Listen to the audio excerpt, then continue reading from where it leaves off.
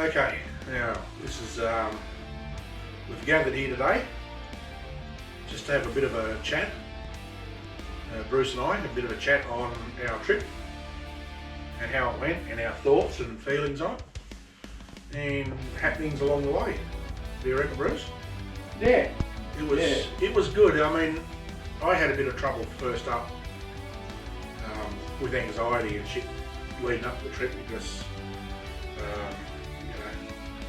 my condition. It's overthinking's a day-to-day occurrence, and so is anxiety. So, but on that day, the day we left, it was fine. And I've ridden from here to Burke before, so I knew what to expect, and I knew it was going to be a longish day. I mean, for us it was because that's our first day. Did you expect cold weather? I didn't expect it to be freezing fucking cold. It froze our arseholes off, but particularly, as we alluded to in earlier videos, is riding the Dunedoo. Was about 30 k's out of Dunedoo, 20-30 k's. We hit that fog, 20-30 k's. and it wasn't overly heavy fog. Like you can see where you're going. It wasn't that bad, but it was fucking freezing. It went right through, and I had thermals on. I had like pants and top thermals, and it just fucking still froze. It was a weird cold, wasn't it? Yeah, it was. It was one of those lazy ones, the ones that go right through you. They can't bother going around you. And but it was good. It was good. It was a good day, and we got to Burke, and our digs were really good in Burke. Yeah, they were. Old style, old Federation style buildings. Originally part of the. It was part of the transport thing, wasn't it? For and also, what was it, the port there? They had the port, yeah, the river port. They had the river port there a long time ago. So, no, that was good. That wasn't a bad... That was better than the last time I went up to Burke, because the little shithole I got there cost me nearly as much, and the room was tiny, and it was noisy, and you could hear the let's say the indigenous people in the room next to me arguing all fucking night. But these rooms were good. They were quiet. I had no problem with noise. So yeah, no, they were good. And there for the night, and then it was cold the next morning. Cool, yeah, it was pretty cool the next morning. Then we started the big one. The big one, 970 k's. I think it was, yeah, 970. The long reach. 978 or 979 in the end. Yeah. It was one like. It wasn't as tough as I thought it was going to be. Like I thought, by the time we got halfway there, we're going to be fucked and saying, shit, we've got too far to go. I found it quite easy to cope. Just that, your ass starts to get sore after a while. Particularly that early end of the trip, like, we're only day 2. Yeah, but, we were on the road for 10 hours. At least 10 hours, 10 or 11 hours, but... Yeah, that wasn't a bad ride because we sort of got out there and it was just flat. It was flat and it was straight, and it was, fairly straight, and it was easy to do. So we, so that was, it was an eye opener. But it was also pretty good, as an experience. Because I know some people ride 1,000 kilometres plus a day. Some do it. Some say, "Fuck, how did you do that?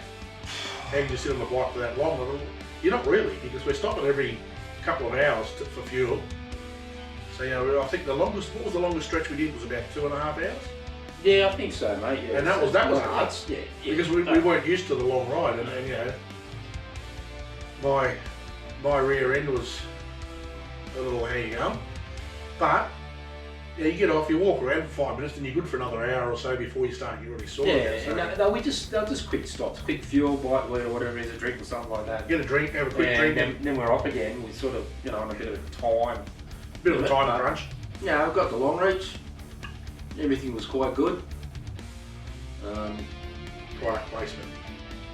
I was quite happy with the price of beers up there when I got up there that night. The grog was cheaper than down here. Yeah. The further north we got, the cheaper the alcohol was, which was kind of weird. But anyway, that's a bonus because it saves you a little bit of day, doesn't it? And then we had the ride to Isa, that was good. It was the same for a good part of it till we got to bloody,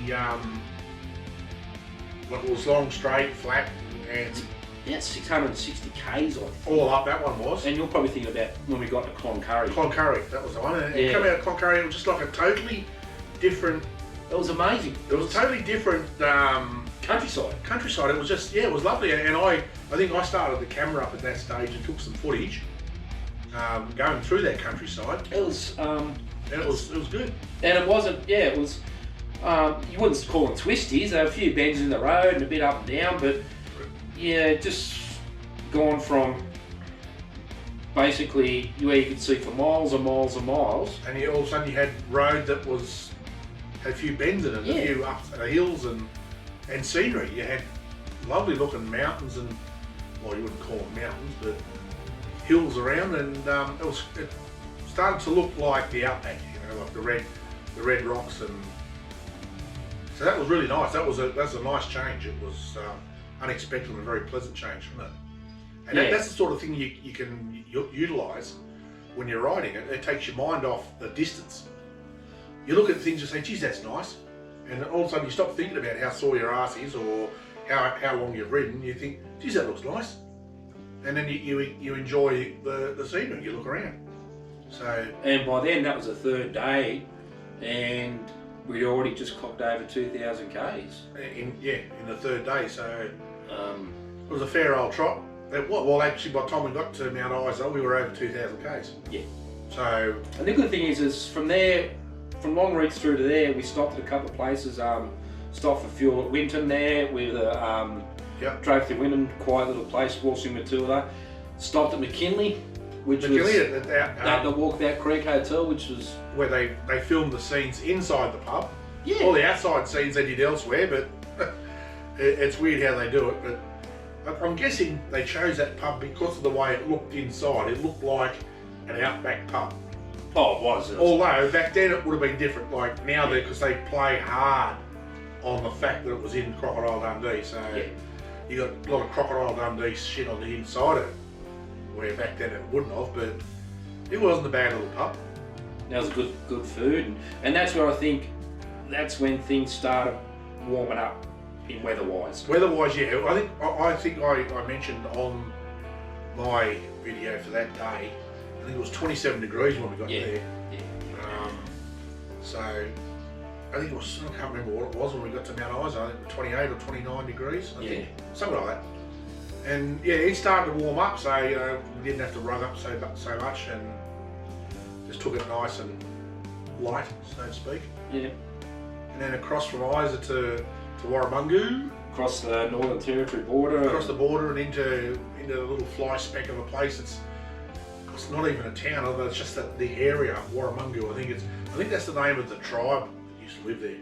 I can looking at some of the stuff floating around. It's just a roadhouse, basically. Warramungu is a roadhouse. How good is that roadhouse? That roadhouse is awesome. The girls all backpackers. All backpackers, and they were lovely. Yeah. I did mention in my trip video about Fran and the other girls, and I can't remember their name, but they were lovely. Lovely Irish girl that with the red hair. I can't remember her name either. I have trouble remembering my own name. Elise? No, I don't think so. No, I don't know. I don't know. But anyway, they were lovely. Yeah.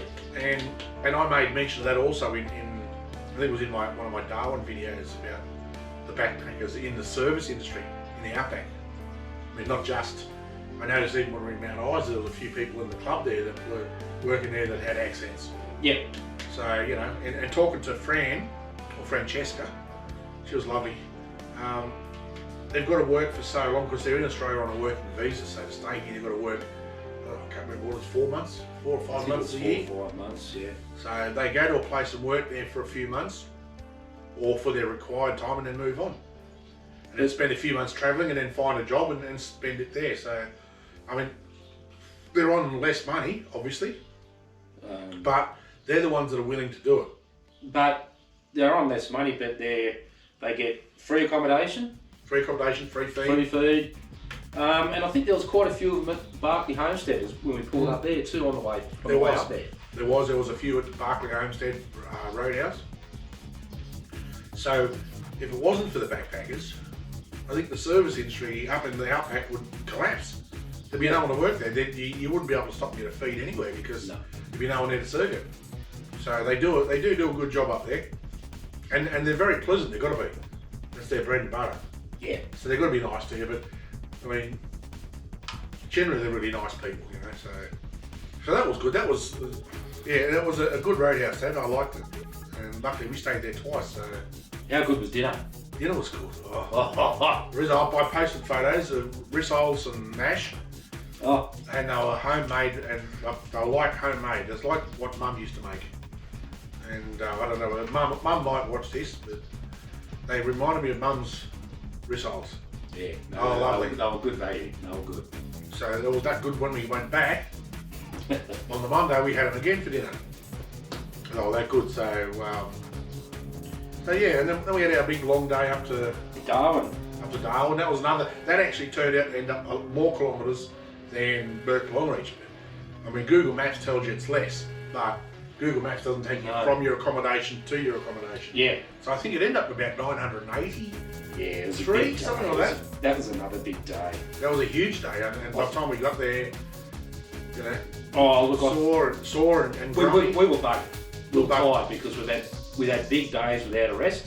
Yeah. By the time we got to Darwin, it was tiring. We were fucked and worn out and grumpy.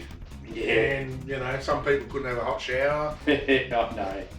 So that was what a shithole of a place that fucking. For what you paid for it, it was a bit rich, but I mean, even like the trip up there, Tony. I remember that the non-existent fuel station. The non-existent fuel station was wonderful because it led us into a fortuitous run into Daly Waters. No. And because we set the Harley maps for fuel, you could go and I'll tell you where all the fuel stations are. So I selected one at Daly Waters. That was, you know.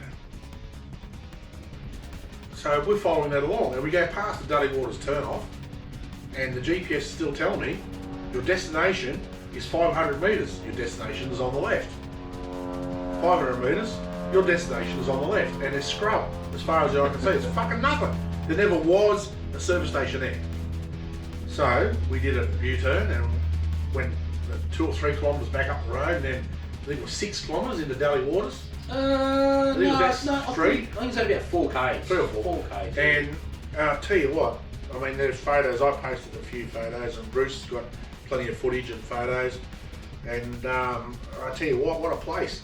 That actually was a place we found by accident, but it was one of the highlights. It was one of the highlights of the trip up north. It was, because there's just so much. It's like, it'd be a bit like me, a junk collector, but someone with a bit more money to collect them. And you know, you got vintage cars. You got 20s and 30s model vintage cars just parked up with fucking a roof over them, and you know, like aircraft bodies up the side of the road, and bloody, you know, inside the pub where, I don't know, the Shields go in there and rip their bras off and hang the bras up the roof. Hats galore. Hats, caps, hats, fucking bras. It was just... It was unusual, and it was really... And you walk out the back, and there's another area out the back, and you've got shoes and thongs hanging up all over the place. So number plates, and the classic men's toilets. Men's toilets with the kegs for the piss trough. Yeah. So I have seen those before, not in that place, but in other places.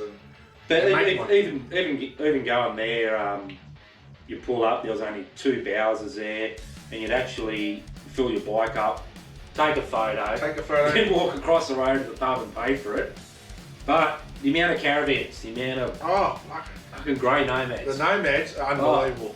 I mean, to see them on the road, and as I put in one of my posts, like, I can now say honestly I've experienced the great northern migration, the grey nomad. Mate, I reckon they outdid the road trains, and the Northern Territory's famous for its road trains. Yeah. I reckon the grey nomads outdid the road trains by 4 to 1. Oh, easy, more.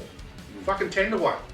It was unbelievable. Unbelievable the amount of nomads moving north.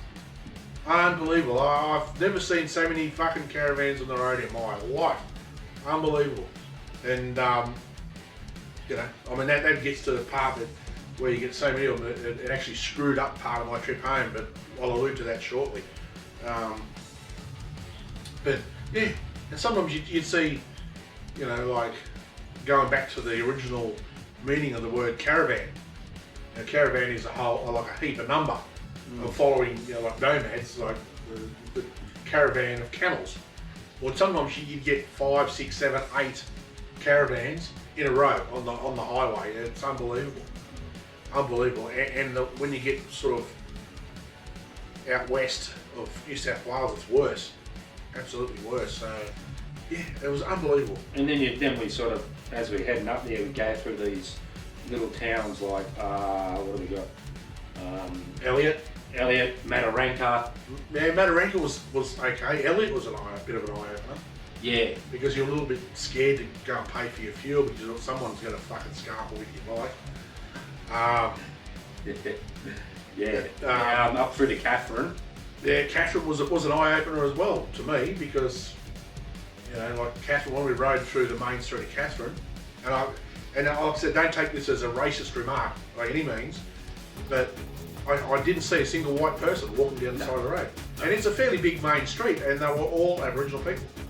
And I thought, well, shit, you know, like, there's a lot there. There's a lot there in Catherine.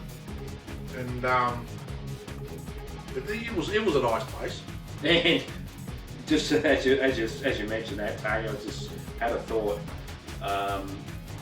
With Catherine, yeah, all Aboriginals, but the majority of service stations we dropped in at that were actually run by Indians, in these small little places. Nearly all of them. 9 out of 10. Yeah.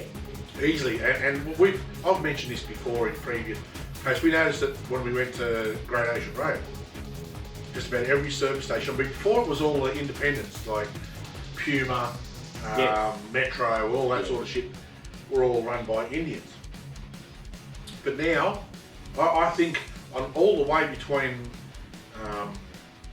on most of our trip, easily, 9 out of 10 were run by Indians. Yeah. So I don't know, if they sit over there in Delhi and think, you know what, let's move to Australia and run a service station. It must be, because it was the same when we went to Great Ocean Road. Nearly every single service station was run by Indians. And like I said, that's not a racist thing. It's just, they obviously decided to buy into the industry and run it. So, but it is what it is. So, you know. And then we got to Darwin. And we were able to spend a couple of days in Darwin. And check out the place. That was probably as big an eye opener as anything else that I've seen while we were on the trip. Apart from when we come back through Tennant Creek. But and again, this is not a racist thing. It's just truth. That the amount of Aboriginal, and I'm not talking about partial caste, like half caste or whatever. These are full-blood Aboriginals sitting on the sidewalk begging for money for grog. You know, and we got abused. Walking back, we actually went and bought some alcohol, and Bruce had his firmly under his arm. No bastard was going to get that fucking beer on him. And there was a woman on the footpath begging, "Hey, mister, hey." And we walked across the road because we wouldn't give her any money. So, and I don't think it helps because I got a bag from the bottle shop, and on the bag it said this bag may contain traces of alcohol. I'm like, it's just a dead set giveaway, but. So we, but they were everywhere. Once it starts to get dark, they were everywhere. Yeah. Everywhere. And I noticed that every single restaurant, every single nightclub has security at the door. Yes. To stop them going in and harassing people. And you go to places like Woolies. We went to Woolies to get some stuff. Every pressure pack can is locked away because they buy them and they stick them. So I wanted to buy some deodorant. Couldn't find it anywhere. I thought, what the fuck's going on here? Go to the front counter and there's big rows. I've got a video of it in my Darwin videos. Of locking away anything in a pressure pack can because they'll inhale it. I think that's probably, and again, it's not a racist thing. It's probably a sad indictment on our society that they've got to do this. And and everything, every single place. I mean, being a security guard in Darwin is a lucrative prospect, I think, because just about every place up there had a security guard out the front. And even a lot of the bottle shops especially, BWS went into, he'd have a security guard. Yeah. And they scan your licence. Yes, they scan your licence, yeah. That's law up there. And but we had good 2 days up there. It was good. You built the obligatory spending at the local Harley shop. Oh, we had to go to Hidden Valley Harley. We had to. So we've got to get a t-shirt. Yeah. And I had to get a new helmet, and that's in my video, so I won't go into that too much. And look around and talk to the service department, or the spares guy. He was really nice. Yeah, Dave. Dave, he was lovely. So we had a bit of a look around and spent some money, as you do. You do, but also have a look around Darwin. And had a look around Darwin while we're there. So a little bit of footage. Walk around the parks and down the. Oh yeah, we got all that there, and I've got that on my day 7. Eat too much food. Wow, fucking wasted. Jesus. That was it. That Korean meal. Oh Jesus Christ. I might insert a couple of photos in this video. That was insane. That was insane. That food was awesome. It was expensive. It was an expensive night, but Jesus, the amount of food that you got. And I've watched a lot of YouTube stuff with Korean street food because my daughter was right into Korean society, so she's learned to speak Korean. But I watched a few videos and I thought, when I saw the restaurant, I said to Bruce, I said, we should go and have dinner there. I've seen a heap of video of them preparing Korean style food, so we went and we weren't disappointed. We were not disappointed. You keep talking, mate, I'm just going to a couple of days, right? Yeah. And I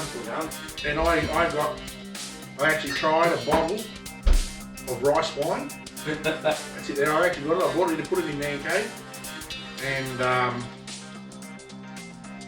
to put it in man cave, so because that was just like a keepsake, like. Yes. It says sparkling rice wine. It wasn't really that sparkling, but and it was unusual. It was a weird taste. Like, it wasn't bad, but it's just different. Like, so that's it for your next video. Even on the way to Darwin, from when we left, apart from the cold weather going to do that first morning, is we had sun. Didn't see a cloud until we sort of got in towards Darwin. In towards Darwin, we had a little bit of cloud coming in, but that was it. It cleared up, and the next day was we're looking, 29, 30 degrees. It was absolutely. It was 32 the day we got there. Yeah, so it was beautiful. And then, as Tony mentioned earlier, first night we were there, about 29 miles ago, I'll go and have a shower and no hot water. Absolutely none at all. Turn it on, there was nothing. So I had to deal with that. The next morning, they ended up moving me to another part of the motel for the rest of the stay. But where we stayed at was we both